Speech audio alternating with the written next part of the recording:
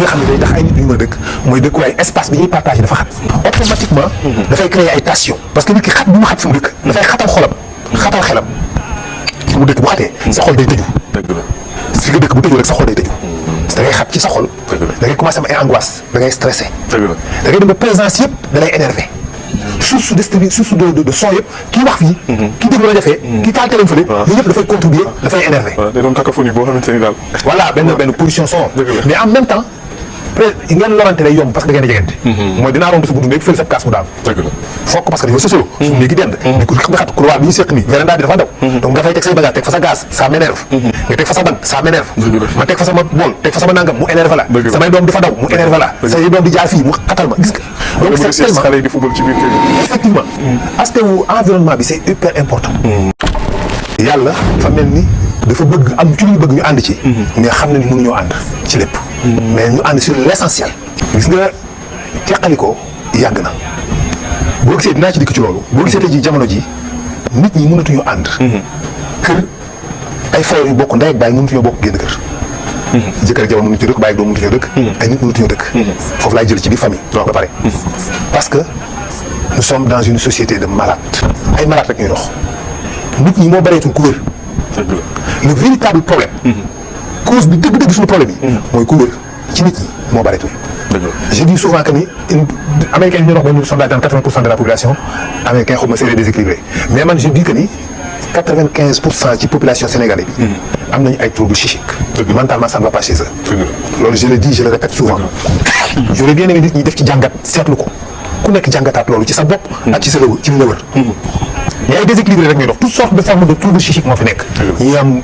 schizophrène ñii dañoo am trouble de la personnalité toutes sortes de troubles de la personnalité parce que les troubles de la personnalité mooy tax nit ñi di am ay comportements yoo xamante ni si dafay négatif doo mën a nekk ak nit ñi dañuy am ay troubles de la personnalité borderline ay troubles de la personne ay paranoïaque ay troubles de la personnalité de toutes sortes yoo xamante ni si nit ki dootul mën a nekk ak société bi dootul mën a communiquer ak ñoom parce que dafa am ay jikko ay crainte ay peur imaginaire ay incapacité nga associé nga ànd ak ay nit dootul mën a ànd ak nit ñi da nga am ay incapacité yu bare donc il y a tellement de gens malades c'est ce qui fait que ni nit ñi mënatuñu dëkk muy benn bi ñaareel bi mu am ay causes sociales léeg-léeg mu nekk ci dëkkin mooy ni ñu dëkkee fi ñu dëkk kër gi ñu dëkk kër gi bu xatee bu ñu mën a bokk kër gi environnement bi bokk na ci li nga xam ne day tax ay nit ñu mën a dëkk mooy dëkkuwaay espace bi ñuy partagé dafa xat automatiquement dafay créer ay tension parce que nit ki xat bi mu xat fi mu dëkk dafay xatal xolam xatal xelam fi mu dëkk bu xatee sa xol day tëju fi nga dëkk bu tëju rek sa xol day tëju da ngay xat ci sa xol da ngay commencé am ay angoisse da ngay stressé da ngay dem ba présence yëpp da lay énervé source de son yëpp kii wax fii kii déglu la defee kii taal téléphone fële yooyu yëpp dafay contribuer dafay énervé day doon cacophonie boo xamante ni daal voilà benn pollution son mais en même temps ngeen lorante lay yomb parce que da ngeen a jegante mooy dinaa romb sa buntu néeg fële sa kaas mu daal fokk parce que dañoo sësaloo suñu néegi dend ni ko nga xat couloir bi ñu seq nii véranda bi dafa daw donc nga fay teg say bagage teg fa sa gaz ça m'énerve nga teg fa sa banc ça m'énerve ma teg fa sama bool teg fa sama nangam mu énerve la samay doom di fa daw mu énerve la say doom di jaar fii mu xatal ma gis nga donc c'est tellement xale yi di football ci biir kër gi effectivement aspect wu environnement bi c'est hyper important parce que nit dafa doon dund fu am espace gis nga tey jii boo gisee sëy yu bare mënut la dem ci espace laa lay wax ba léegi mooy waa ji dafa takk jabar te benn néeg la am saa bu ma gisee xale bu ne dama la ko takk soxna dama naan fexe ba am néeg ak saal au moins ma ne ko boo mënee nekk bu mënee nekk dimbali ma fexeel ba am néeg ak saal bu bokk nga xam ne am nga saal ñaari néeg nga xam ne léegi am nga ñaari néeg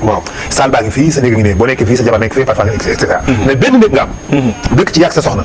seen i bool ca la nekk seen i pot seen i kaas seen potu sambur seen boolu reer xale bi riir bi jooy ci biir laytaay yi tasaaroo néeg bi désordonné lépp nga nekk ci biir yow nga toog ci biir néeg bi toog ca lal bi benn lal moo fa nekk néeg kenn mënu ci toog quoi néeg bi toogukaay nga toog ci kaw lal bi nii sa liir bi di yuuxu fii kii di laytaay yi tasaaroo fii potu sambur bi jaar côté bële kaas yi daanu fii mbalit mi tu te rends compte donc environnement boobu daf lay stressé daf lay angoissé da ngay nerveux da ngay commencé di énervé mais soxna moom day énervé bu ko defee ñaar ñu nerveux ñooy nekk moo tax da ngay gis waa ji di ngoro benn jigéen ay at ñu am jàmm duñu am problème takk na ko rek 6 mois rek hop xeex bi tàmbali na 1 an nag bu ñu amee yàlla def jom am nag foofu moom la catastrophe yi tàmbalee parce que maintenant léppay commencé di am donc dafa bokk ci facteurs yi environnement dëkkin mais beneen bis tekk mooy li nga xamante ni si mooy suñu propre stress kenn ku ci nekk say problème personnel da ngay am tendance bëgg ko wàccee bëgg ko yebbi bëgg ko sotti xam nga ñu am ay trouble de la personnalité bu ñuy énervé woo dañuy bëgg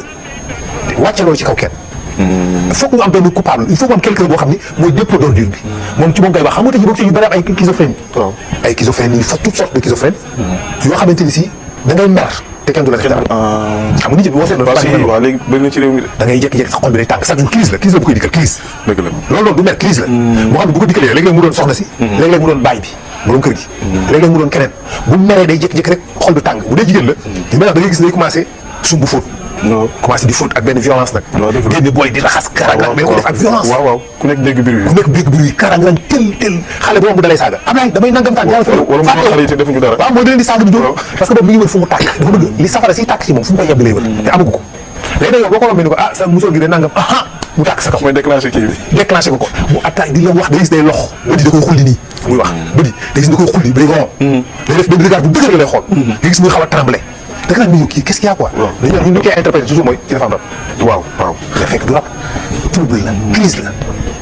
bu lay wax di la wax yu ñaaw wax ji nag bu mu gën a ñaawee moo koy gën a soulagé moo tax wax yu ñaaw la lay wax bu waxee wax nag ba di tareet ba léegi génne na énergie négative yëpp nag ci lay soog a calmé après day dem toog fële tëdd jàmburam dëgg la noppalu parce que day sonn parce que énergie bi mu dégagé bu bëri dëgg la bu noppalu ba ci kanam bu jógee day ñëw waxaat ak yow normal li la pay dara ana kii bi mel ni dugal moom yow bu ko defee da ngay jaaxle yow automatiquement li nga koy intérêt mooy kii dafa am rab bu fekk amul rab mais dafa am ay trouble psychique yoo xam ne moo nekk ci moom moo koy troublé yeneen causalité nag mooy problème mu communication manque de communication moom bu amatul dëgg la waaw surtout tamit ci sëy ndax dafa naa ni diggante jëkkër ak jabar moom communication su doxul rek sëy bi du neex exactement communication boobu amatul ci diggante jëkkër ak jabar mais amatul ci diggante ay frère amatul ci diggante yaay ak doom baay ak doom ay frères yu toog ay sœur waxtaan amatul dëgg la dañuy c'est-à-dire information ngay joxe wala nga am benn question posé ko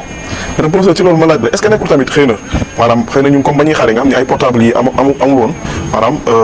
ngoon gi su ñëpp wàccaan ci ëtt bi lañ daan daje xëy na ñu am moo xam suñu papa la suñu tante suñu maam daan ñu waxtaanal ak affaire yooyu est-ce que léegi nekkul ni portable yi ñoo taxawaay boobu moom moo tax mais évidemment portable yi kooku c'est évident ñoom wax naa leen fii ni leen na ngeen dem Google je veux dire YouTube ngeen xool benn vidéo bu tudd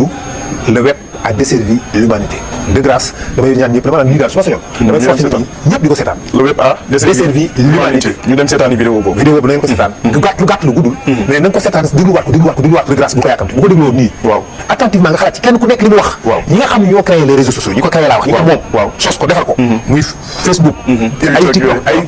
Opel yu ngeen xamul ñi ko créé ñoom ñoo koy ŋàññi ñoom du ñu yor téléphone li ci ñu rarement dañuy wax téléphone ñenn ñi seen i jabar ak seen i doom moom du ñu am téléphone du ñu am écran du ñu seetaan télé du ñu am ordinateur ñoom ñoo ne wàcc les réseaux sociaux baaxul dafay transformer nit ñi une société de zombie nit ñi dañuy nekk ay zombie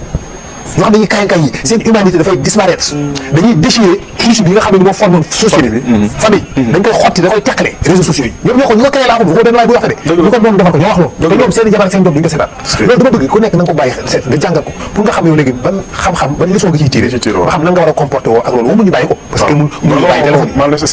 voilà mënuñu bàyyi téléphone mais juste rek lu mu mën doon rek xam ko même yow sa téléphone bi boo ko yor ñu la téléphone bi boo koy déglu daf lay def nangam xamal loolu quoi boo ko xam gi ko xam dina tax tuuti di nga ko réduire dina am lu mu wàññi il faut comprendre foofoo tax may wax moo tax ma bëgg nit ñi dem xool ko ba bàyyi ko xel ba comprendre ko am na koo xam ne peut-être ci ñëlay seetaan moom mën naa trouver solution boo xam moo tax ñu génn ci moo tax liñ ci ragal door ci am am na koo xam ne xel moom am na ko mën naa ñëw man ma wax ko lii mu dem xool ko di que ni ma jama kii pour nit ñi duñ ci am problème bi nii la ñuy comporté woo mu nekk dëgg moo tax may bëgg ñëpp xool ko même boo ko deful tamit yow di nga am benn idée boo xam ne di nga ci bàyyi xel di nga ci prêter attention di nga ko sóor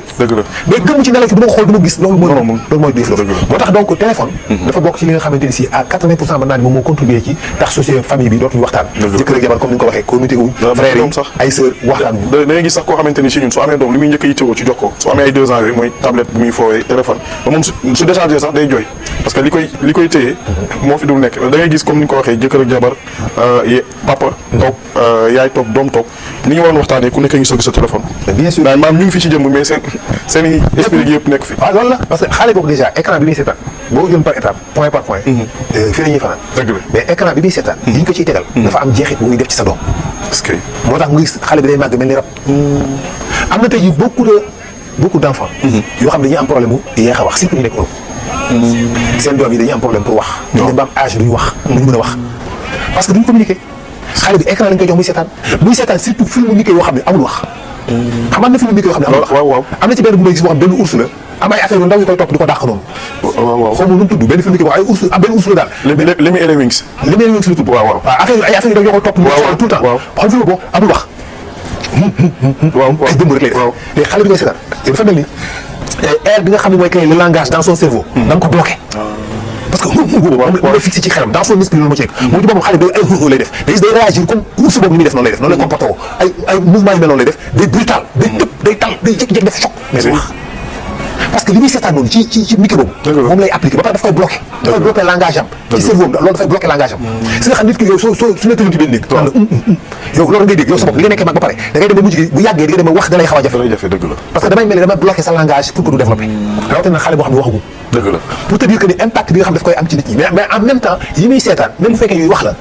dafa ciy nekk yoo xam ne jikko yooyu lay adopté te dafay def ci moom benn jikkoy rab te yow doo ko yëg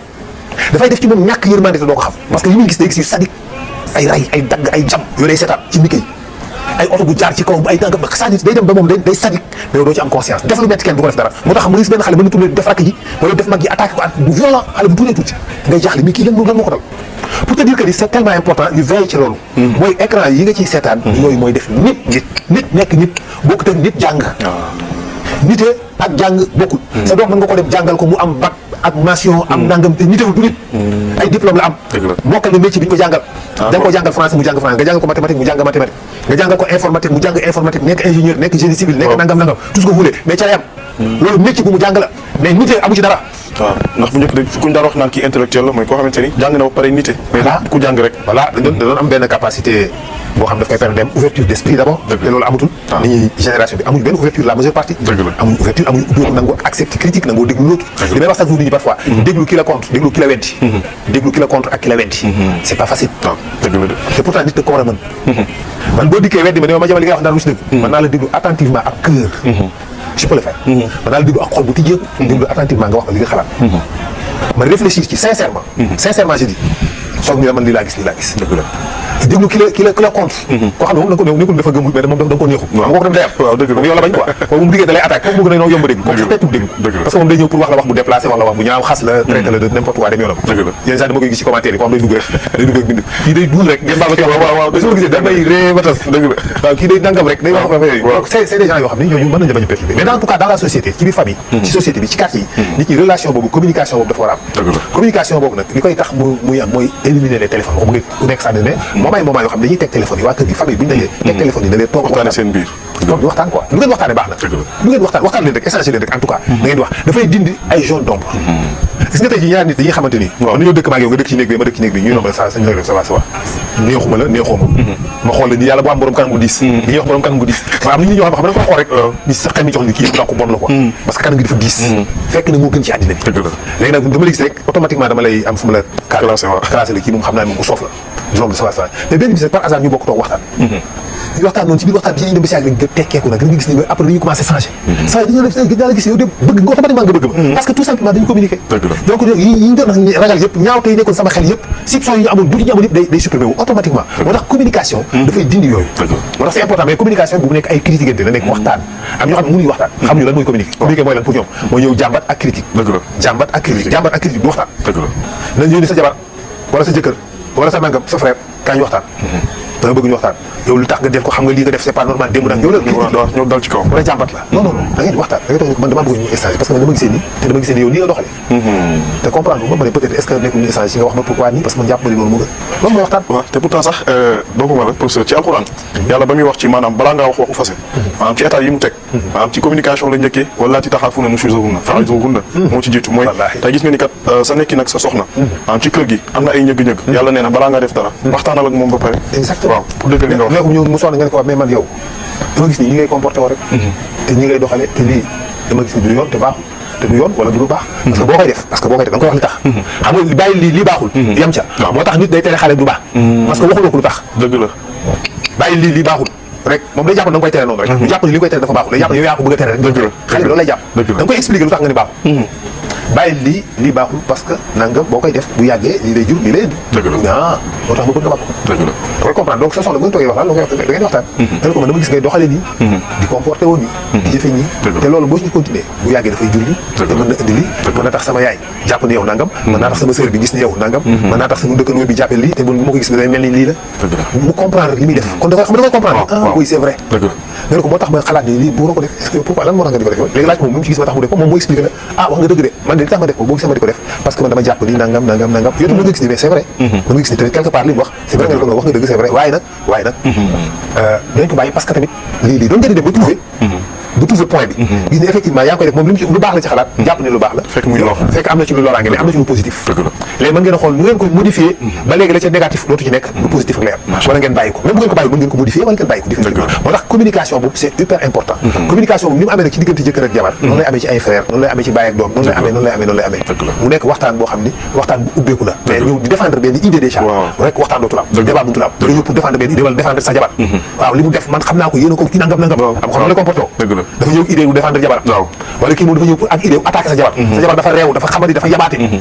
mais on se comprend pas bu ko defee foofu déggul foofu ma sama naam ba at nuy tukki ni mu waree ci diggante famille boobu noonu la waree ci diggante kilifa yi diggante sëriñ ak taalibe diggante taalibe ak mbokku taalibe diggante sëriñ ak mbokku sëriñ